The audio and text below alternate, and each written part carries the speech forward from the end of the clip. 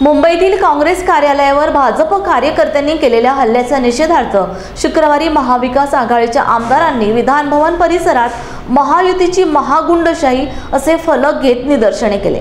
महाविकास आघाडीच्या आमदारांनी भक्त गुंडा पार्टी असे फलक घेऊन आंदोलन करत तब लढे तो गोरों से अब लढेंगे भाजप के गुंडों से, भाजप गुंडांचा पक्ष, फोडाफोडी हेच लक्ष अशा घोषणाही यावेळी देण्यात आल्या।